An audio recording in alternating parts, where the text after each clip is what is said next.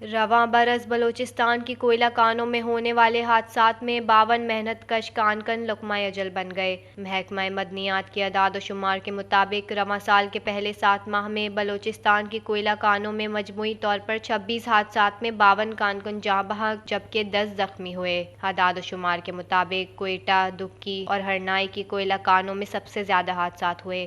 حکومت بلوچستان کے ایک محکمے کی جانب سے موصول رپورٹ کے مطابق بلوچستان میں کوئلے کی تقریباً 400 کانیں موجود ہیں۔ یہ کانیں ہرنائی، سورینج، دکی، مچ اور چملانگ میں موجود ہیں، جہاں 13 سے 34 برس کی عمر کے کم و بیش 1 لاکھ کانکن کام کرتے ہیں، جبکہ صرف 12,000 کانکن رجسٹرڈ ہیں۔ پاکستان کے چاروں صوبوں میں 185.175 ارب ٹن کے کوئلے کے وسیع ذخائر موجود ہیں اور بلوچستان کے پہاڑوں سے نکلنے والے کوئلے کا شمار بہترین کوئلے میں ہوتا ہے۔ بلوچستان کے علاقے چملانگ میں کوئلے کا 60 کلومیٹر طویل اور 20 کلومیٹر وسیع ذخیرہ موجود ہے۔ موجودہ مائن ایکٹ کے مطابق کان کا داخلی راستہ چوڑا ہونا چاہیے، لیکن رقم بچانے کی خاطر اس بات کا خیال نہیں رکھا جاتا، جبکہ بعض علاقوں میں کوئلے کی وسیع و عریض کانیں موجود ہیں، لیکن وہاں حفاظتی تدابیر کیے بغیر روایتی طریقوں سے کوئلہ نکالا جاتا ہے، جس کے نتیجے میں کانکنوں کی ہلاکت معمول بن چکی ہے۔